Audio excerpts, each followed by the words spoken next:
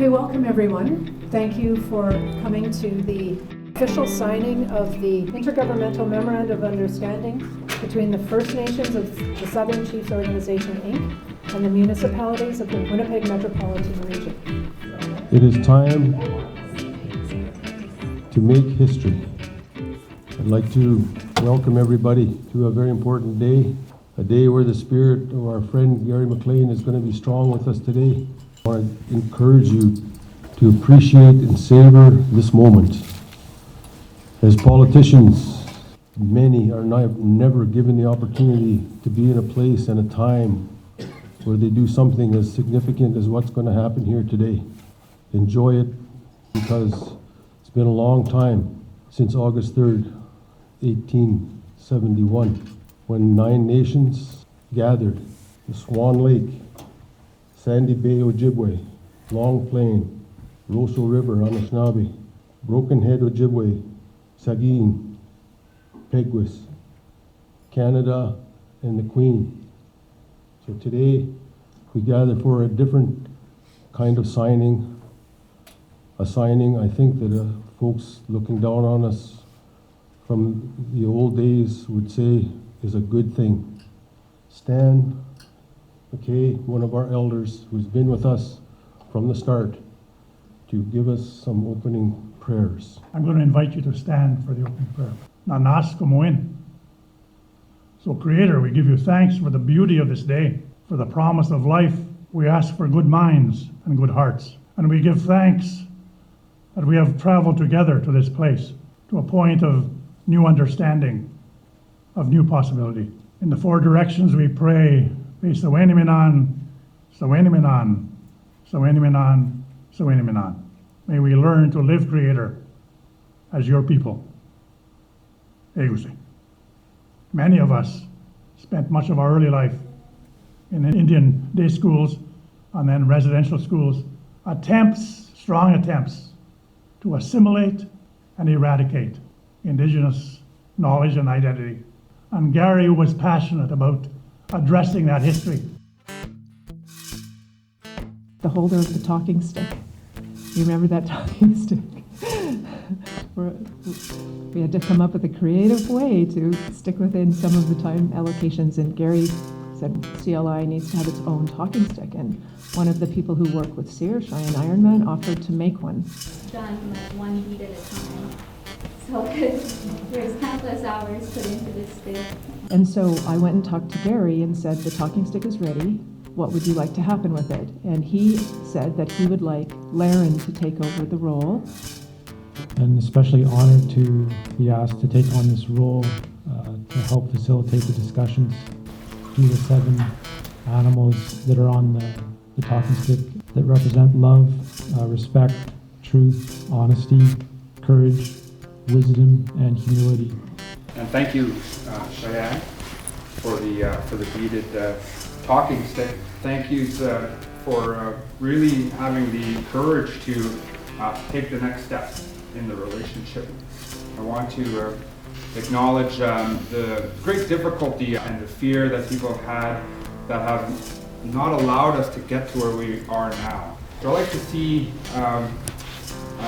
impacts happen so that we could show the broader community what this kind of a partnership, the kind of results that we can develop over that. Through our collective knowledge, we find a better path for all of us. And that's, I hope, the kind of relationship that is built, and that this MOU is the foundation of that. The impact of Indigenous peoples on the Manitoba economy, that is something that we're all part of. That's our story. I think it's one that can change the whole country. So thank you, my relatives, and I look forward to meeting the future together as family. And that's why we always say, Dinawi Maganidok, the circle. Everyone is included in that circle. Regardless of your cultural beliefs, we're all included. We all have a place. And thank you again for being here. Thank you. This is our 4th meeting, but it feels very much like a beginning. The words, we're crossing the river by feeling for stones. And we are well on our way to building that bridge. I had the opportunity yesterday to sit down with my elder and have coffee at his house, Rodney Burns. One of the questions that came up was, why do you think it's taken so long to get to this stage? Two things that came to my mind: courage and opportunity. Courage to move this process forward, but also the courage of the Indigenous people to get through the injustices to the stage we're at here, and how powerful that can be. And then we were talking about the courage as us as leaders. But I'm just a dirt farmer. That's all I am in my community. But how do I have that impact on my community and the rest of us to do that? And really, it's one conversation at a time that I can see. Status quo is not enough. And if it's not enough, then the commitment is to how do you change that? And the commitment was made. The process of reconciliation, the process of working together, you have to have trust, move forward without knowing where you're ending up. And you have to stretch outside your boundaries beyond things you're comfortable doing, but you take the risk, you exercise your courage, and you try to learn about each other. And that's sort of the frame for the whole process, Tev. So congratulate yourselves for making it this far, because it means you've been taking those steps and we've made it to the other side of the first river that we've been trying to cross. These are the 4 meetings you've participated in. We began by getting to know each other. We called it Observing Our Worlds. You just were talking. We were at the art gallery. Then we went through a process of learning about things that we didn't know, we needed to know about each other. We brought in a whole bunch of experts from all across the country who shared fascinating information. We picked one concept, circular economy. It's not necessarily a concept you may end up going with, but it's this idea of we need to create a different future that addresses poverty, that addresses water issues. We started to think very differently about the powers each of us have and how we could combine these powers to maybe do something different. We want many of the same things for our communities. The status quo is not good enough, but we can't do it alone. Collaborative initiatives can expedite solutions. The situation is urgent and it requires leadership. We have a unique governance opportunity. We need to send a signal that we have a structure and a commitment to working together, and there can be no losers in this process. You have told us that your priorities were waste, water, and economic development, in essence, at the very highest level. You asked us to move forward on the MOU. That's what has resulted in us being here today with a finalized document. And we've also proceeded with seeking funding for this initiative for the next couple of years, hopefully. Chief Meachus, if you're comfortable starting. To have a higher learning, a higher understanding of your body, mind, spirit, to provide that balance in your life, that is what is missing in a lot of our communities, including mine. So, you know, if you have a highly educated population, you can get beyond the challenges we're facing, because if people don't really understand Indigenous history, can you imagine if every Indigenous child knew how to speak their language, understood their clan system, understood their history, you would not see those challenges today that we face, those social challenges. So that's the recovery, that's the repatriation that we are working towards. And what's really also important is economic sovereignty, the repatriation of our economy. So that's kind of what I want to share. I know he's been standing there for some time, so I'm going to turn it back to Lauren. Asking for your indulgence, we have a guest who's the David Paul, who's the Deputy Chief Commissioner from the First Nation Tax Commission, who has a flight issue. To speak with you on behalf of the First Nation Tax Commission. I've been asked to talk about the efforts of First Nations Tax Commission and the work that we've been doing, and I said, well, Manny, I haven't been to any of the Manitoba meetings with you, and we travel across the country and meet with different groups, and I said, is there something in particular that you wanted me to relay when I speak with them? He said, yeah. He says, tell them tax is good. The MOU represents an inclusive economic institution.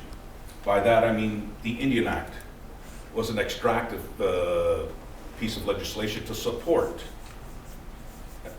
removing us from the economy. And what you are doing now is remedying that. First Nations Tax Commission and TULO, through education and developing of tax systems. We want to assist. We want to provide for the education and for the expertise that we have. And it's in everybody's best interest ensuring that you have every tool in the toolbox in the tax field. And this is both parties to the MOU, both parties to treaties, and it's to all of our benefit. That is why the MOU is similar to the treaty. It's to everybody's benefit that this occurs and the relationship grows. That makes us all treaty people. You are the only ones who have taken it to this stage as a collective doing this. So you're clearing the path for the rest of us. I was just surprised and happily surprised that people were so willing to embrace this process. Happy to say that people are very keen to work with First Nations on a number of different areas, whether it's within sort of the metro region around Winnipeg. For myself, my community is one of the northernmost communities, and I'm actually a signatory to Treaty 4. All of the work that's been done up to this point is that it doesn't end here at the table. It doesn't end with a signature on paper. We have something in common in that we have an awesome responsibility as leaders to lead. And when we leave here, it's to go back to our communities and take this back to them. What we're doing here needs to be put in the media so that the rest of Manitoba sees this is happening. How long it's taken to get to this point. I'm from Swan Lake First Nation, and you all know that we have the property over at Headingley. And I've never really had a chance to sit down with the RM of Headingley as of yet. You want to be here, and you want to work with us and partner with us. You're damn right we're going to partner with you, but only if you change that mindset. Because we can't work with people that are against us. We can't, and it doesn't allow us to come up here, because we're not supposed to be up here. We're supposed to stay down here. But we're not. We're coming up to here now. And this is something like this is what allows us to come up to here. Thank you. As I'm sitting here, probably the one thing that comes to mind that over the past year has been relationship building. Relationship building, I believe, is the beginning of everything. All of the other opportunities will come out of that. It's really exciting what's going on right now. I know for myself it's exciting that Roseau River is on the verge of success, and we want to be successful like your communities, and just learning from the struggles and the challenges and the positives that are happening in your communities. That's how we can learn from each other, and this is what we can take forward. There's not a lot of opportunities for young people to get involved in politics, and I was fortunate enough to be part of this initiative in my 20s. You might hit me on the back of the head later for saying that because you're not anywhere near me, but I'm still very, very honored to be able to represent a young population that does care about things like this and is able to build relationships. So I appreciate every single minute of this, and I've become a lot more knowledgeable in everybody's lives and interests in the communities that they're a part of. So thank you very much. I'm going to stand up, sat down too long. What I get from this group as well is to learning to be reactive as a family as well. And we were able to achieve this by networking with one another, by talking with one another, understanding the barriers and also understanding what our strengths are to address certain issues. Everybody in this room that wants to work together as a one big group, because everybody has the same issues and problems they want to solve within their communities and whatnot. So it's a real learning curve for myself. One of the biggest things that I've seen in the 4 meetings that I've been here is at the start, I think there was a feeling with some of nervousness. And now I think that feeling is slowly being taken over by a feeling of trust and confidence. Partnerships with Indigenous, we would be probably coming at it from a position of ignorance and fear more likely than I certainly would be today after having these conversations and these meetings. Our community and me as well, we have an appetite for change. that aligns with what we're talking about here today. And I think there's great things that can come. So. The circle has become small, it's the seed, but it will grow. And the tree that comes from the CLI will become something, I'm sure, magnificent that will really change a lot of lives. So thank you. You know, I've learned to know. Open yourself up to a different way of doing things, make those connections. And I would agree, I want to see in an anniversary from now, communities working together with those projects in action, but I also want to see our communities playing together. Thank you. I agree with Cheryl. There are no barriers, and what great things can be accomplished by working together. All of you around the table have made me feel welcome. We all pull our pants on one leg at a time. We dress the same. We all have that common goal. At the end of the day, we want to live a life. We want to enjoy it. We want the best for our families, and that we need to really strive to break that stigma and move forward and fix some of the wrongs that haven't been fixed to this point. When I came to Canada in 1964, I was a person of color facing prejudice and all the naysayers, and my only ally at the time was the First Nation people who understood where I was, and I understood them very much so. I am the first black mayor in all of Manitoba municipalities, so I carried that heavy burden on my shoulders to do well and to make it right. Thank you. Everybody's goals seem to have a very, very similar underlying tone as well. They want good things for the community. They want good things for their families. They want good things for the future, and they want to have a sustainable municipality and protect our environment. This is going to set a model for the world, not just Canada, but for the world. I can tell everybody's very proud to be here today. And as all of us leaders sitting around here, almost everybody's here, distant relatives or great-grandmothers or great-grandfathers are looking down and being very proud of this moment and smiling in excitement to see what we're all going to achieve. Thank you. Thank you. When I took over in 2014 as the mayor, our council started to work, I'll say, with Broken Head to work out a service agreement. But we were not working with Broken Head. Our two lawyers were working with each other, putting together drafts, bouncing it back and forth, and years passed, and really nothing significant was accomplished.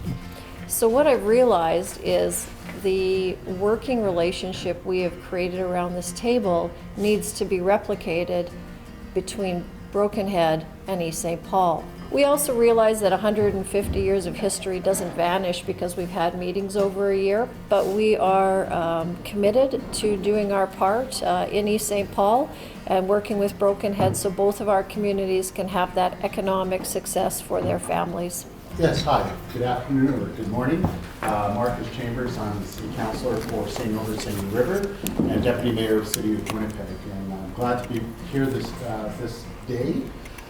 We've been very busy at City Hall, but the Mayor felt it was very important for the City of Winnipeg to have representation here today. So dispatched me, and here I am, and I'm very happy and very honored to be part of these proceedings today. There's a couple of things that I think about when I come to these meetings, and I think the people I've met along the way have been very welcoming. We had a very, very exciting event in our municipality earlier this week on Monday where Pegwis was doing a sod turning, and we as a municipality were invited to participate in it. And I know that we'll have a lot more discussion with them. They have treaty land entitlement lands within the municipality, and I think this is just the start of a bigger project.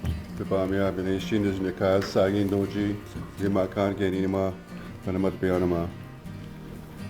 morning. My name is Derek Henderson. I'm the Chief of Saging. Do they say the best for the last, or? Yeah. Okay, good, thank you. Thank you to my fellow colleagues that are here, Chiefs of Gimakana, council members, and the mayors and reeves. You know, it's an interesting time in history when we start talking about collaboration and working together. When I first sat at the table here wondering, what are we doing around here, right? What are we doing, you know? So And I think the result is, we're not going anywhere, right? We're on treaty lands, we're not going anywhere, so we need to work together and become partners. And thank you again for this opportunity. Jimmy Witch. The Honourable Eileen Clark, the Minister of Indigenous and Northern Relations for the province of Manitoba. I'd like to acknowledge our elders. I'm honored to join you today on Treaty 1 territory on the ancestral land of the Anishinaabe, Cree, Ojibwe, Dakota, and Dene people. Meetings like this provide us with an opportunity to reflect on what reconciliation means to all of us. The signing of an intergovernmental memorandum of understanding, and I want to congratulate each and every one of you on this initiative. You are the foundation of what can happen in this province. This is an amazing day in Manitoba, so thank you very much.